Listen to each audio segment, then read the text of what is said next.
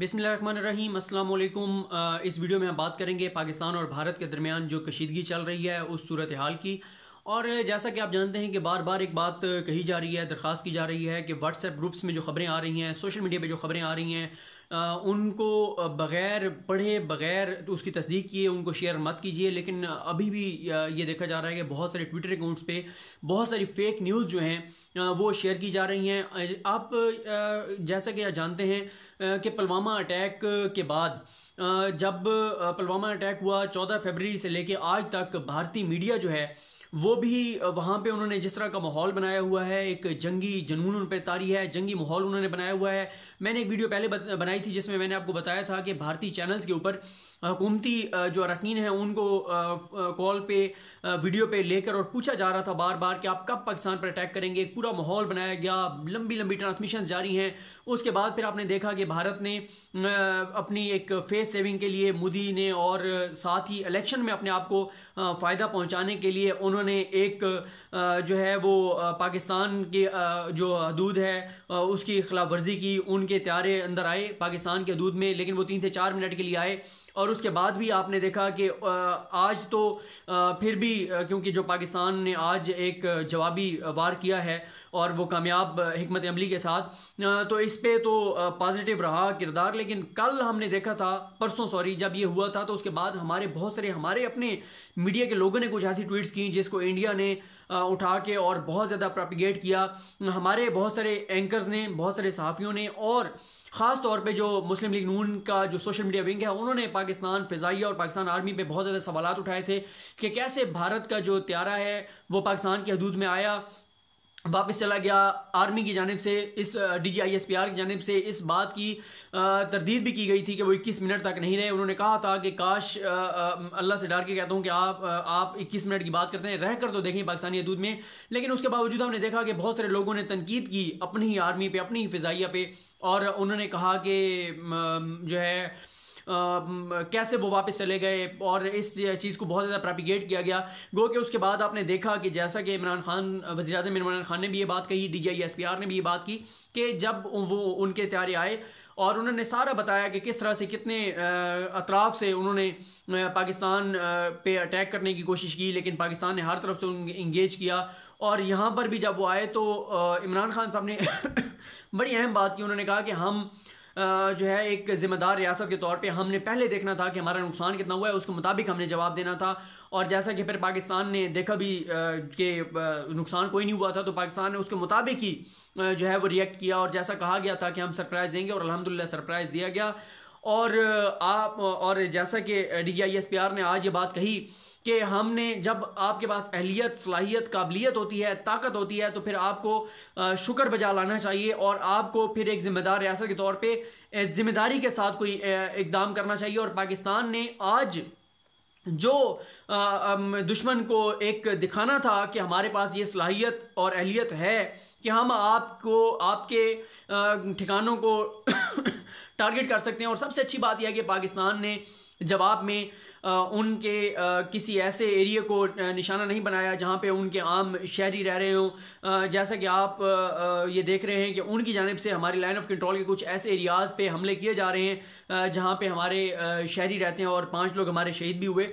लेकिन ये है कि लाइन ऑफ कंट्रोल के ऊपर ये अब ज़ाहिर बात है इंडिया का आज अब ज़्यादा उनके लिए मसला बन गया है, क्योंकि उनके जो पायलट, एक पायलट को पाकिस्तान ने उनके 2 जहाज़ों को गिराया, 2 त्यारों को गिराया, और उनके एक जो पायलट है उसको पाकिस्तान ने हिरासत में ले लिया। उसकी वीडियोस भी आपने देखी, क्योंकि ये अब इंडिया ये प्रोपिगेट कर रहा था कुछ चीज़ों पे कि पाकिस्तानी फ़ौज ने उन पर तशद्दुद किया उस पायलट के ऊपर, अभिनंदन के ऊपर। लेकिन ऐसा नहीं है। अभिनंदन ने खुद भी बताया कि वहाँ पे कुछ लोग जो थे उन्होंने उस पर तशद्दुद करने की कोशिश की, लेकिन पाकिस्तानी आर्मी ने जाकर और उसको बचाया और उसको उस मॉब में से निकाल कर लाए और बड़े अच्छे तरीके से रखा हुआ है। अब तो अभिनंदन की वीडियो भी आ चुकी है जिसमें उसने कहा है कि उसको जिस तरह वो चाय पी रहा था पुरसकून अंदाज से और कह रहा था कि जो है बड़े अच्छे तरीके से मेरे साथ सलूक किया गया।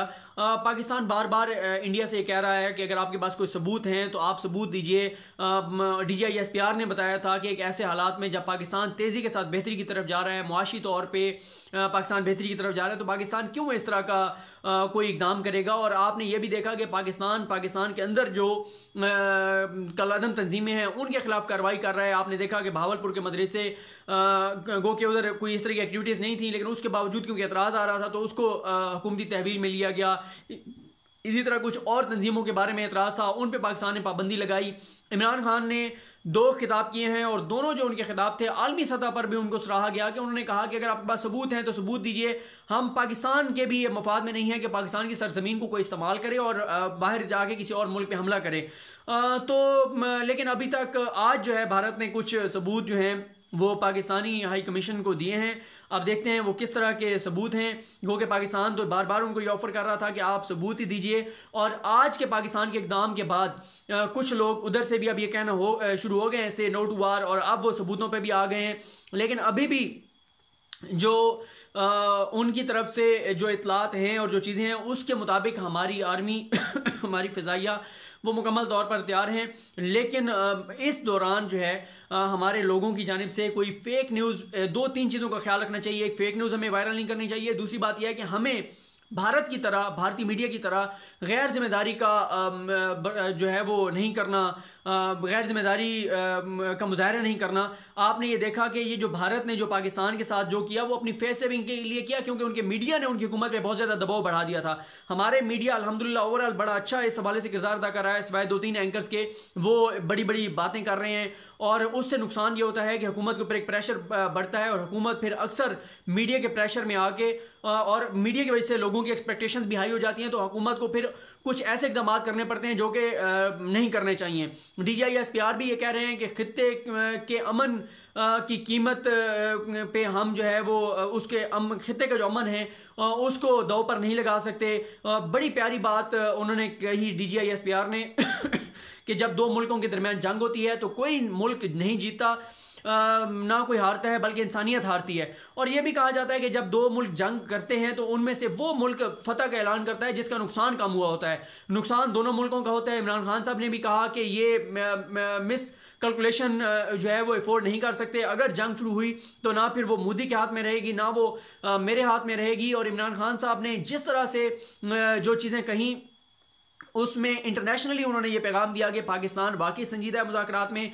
इससे पहले भी आप अगर अमल देखें, करतारपुर बॉर्डर पे जिस तरह से उसको खोला गया और जिस तरह से इमरान खान ने मुसलसल मोदी को ये कह रहे हैं कि आप आएँ, मुज़ाकरात की टेबल पर बैठे, हमें सबूत दें, हम कार्रवाई करने को तैयार हैं। लेकिन मसला यह है कि भारत के अंदर सबसे ज़्यादा जो मैं चीज़ देख रहा हूँ वो उनका मीडिया है। जितना वो नेगेटिव किरदार अदा कर रहा है, उनके पॉलिटिशियन हैं जो नेगेटिव किरदार अदा कर रहे हैं, उनके मीडिया के ऊपर जो अगर कोई सेंसिबल बात करने लगता है तो उसको प्रोग्राम से जो है वो उठा दिया जाता है।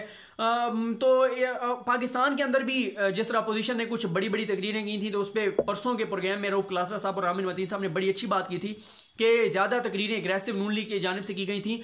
तो नून लीग को ये देखना चाहिए कि जब उनका अपना 5 साल में जब मुख्तलिफ पाकिस्तान के अंदर वाक़यात हुए तो उन्होंने, क्योंकि उन वाक़यात बहुत सारे वाक़यात के पीछे APS था या इस तरह के जो दीगर वाक़यात थे, इंडिया या अफगानिस्तान हुए, तो उस वक्त उन्होंने तो ऐसा नहीं किया था कि जाकर उन पे चढ़ दौड़े, और ये करना भी नहीं चाहिए इस तरह का। क्योंकि पाकिस्तान इस वक्त जो है वो जब से ये हुकूमत आई है, पाकिस्तान मुआशी तौर पे कुछ बेहतरी की तरफ जा रहा है। पाकिस्तान जो है उन चीज़ों के ऊपर काम कर रहा है जिनके ऊपर पाकिस्तान को करना चाहिए था। पाकिस्तान अल्हम्दुलिल्लाह दुनिया के साथ जो एक पाकिस्तान आइसोलेट होकर रह गया था, अब तो लोकात बेहतर हो रहे हैं। तो ऐसी सूरत हाल में पाकिस्तान बिल्कुल भी जो है वो अफोर्ड नहीं कर सकता कि पाकिस्तान जज्बाती पाकिस्तान में बातें की जाएँ। 2 चीज़ों में फ़र्क महसूस कीजिए। जैसे DGISPR ने भी कहा कि अगर हम पे जंग मुसल्लत की गई उसके लिए तो हम तैयार हैं, और अगर खुदा न खास्ता हम पे जंग मुसल्लत की गई तो हम फिर उसके मुताबिक फिर हमारी जो मीडिया रिपोर्टिंग होगी वो फिर हम खुद मीडिया से रिक्वेस्ट करेंगे कि आप उस जंग के माहौल के मुताबिक रिपोर्टिंग करें। लेकिन इस वक्त उन्होंने कहा कि पाकिस्तान का मीडिया अच्छी पीस रिपोर्टिंग कर रहा है, और उन्होंने कहा कि मीडिया को दोबारा भी कहा कि आप ऐसी रिपोर्टिंग कीजिए जो अमन की तरफ लेकर जाए। अवाम को, कौम को बताइए कि अगर तो वो खुदा न खास्ता कहीं पे भी हमला करेंगे उसके लिए हमारी फौज तैयार है, उनका जवाब देगी।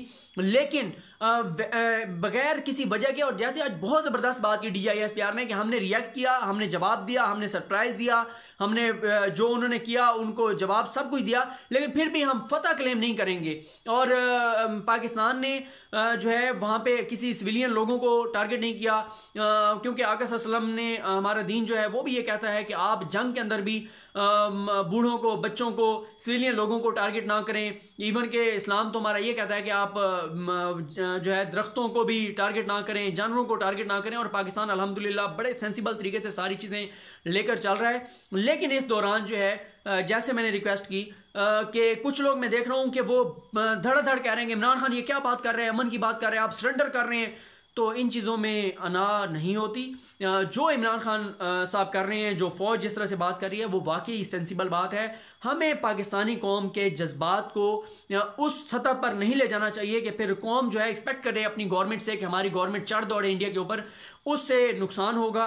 दुनिया के जितने भी ममालिक के दरमियान जंग हुई, आप उनके देख लें किस तरह से वहाँ पे बच्चों, छोटे छोटे बच्चे जो हैं उनके साथ क्या हुआ, बुजुर्ग जो हैं क्या हुआ। आज उन ममालिक के जो लोग हैं वो कई मुल्कों में दर बदर हैं, उनको कोई मुल्क जो है वो रखने को तैयार नहीं है। तो अफगानिस्तान की आप सूरत हाल देख लें, इराक़ की देख लें, शाम में क्या हो रहा है, फिर खुद देखें अफगानिस्तान में 40 मुल्कों की फ़ौज जो है वो कामयाब नहीं हो सकी। तो इस तरह की सूरत हाल वो पाकिस्तान के हक़ में नहीं है। दुआ गो रहिए अपने मुल्क के लिए, अपनी फ़ौज के लिए, अखलाकी तौर पे उनको सपोर्ट कीजिए, उनके साथ खड़े रहिए। लेकिन जज्बात जो है वो उस सतह पर ना ले जाइए कि हुकूमत के ऊपर ये प्रेशर बन जाए कि वो फिर रिएक्ट इस तरह का करे कि फिर खुदा न खास्ता जंग जो है वो शुरू हो जाए। बाकी सूरत हाल जो है वो बॉर्डर्स के ऊपर अभी भी है कशीदा। अभी भी ये ख़तरा तो है, ज़ाहिर है कि इंडिया जो है वो अब क्योंकि आज जो उनको मुंह की खानी पड़ी, जिस तरह से उनके एक पायलट को पाकिस्तान ने हिरासत में लिया, जिस तरह उनके त्यारे गिराए गए, जिस तरह उनको मज़ा चखाया गया, तो उनके ऊपर अब बहुत ज़्यादा प्रेशर है। उनका मीडिया दोबारा शुरू हो गया है मोदी के ऊपर। तो मोदी शायद दोबारा इस चीज़ से निकलने के लिए दोबारा कोई इस तरह का पाकिस्तान के ऊपर खुदा न खासा कहीं ना कहीं कोई कुछ ना कुछ करेगा। तो उसके लिए पाकिस्तानी फ़ौज जो है वो तैयार है। आखिर में दोबारा ये कहूँगा कि पाकिस्तान के लिए दुआ गो रही है। अल्लाह ताला हमारे मुल्क का हामी नासिर हो, अल्लाह ताला इस मुल्क के रहने वालों का हामी नासिर हो, अल्लाह ताला इंसानियत का हामी नासिर हो, तमाम इंसानों की अल्लाह ताला हिफाजत करे। और अमन के लिए पाकिस्तान की जो कोशिशें हैं, उन अमन की कोशिशों में अल्लाह ताला बरकत डाले और हम इन अमन की कोशिशों में कामयाब हों और पूरी दुनिया में सुरखरू हों।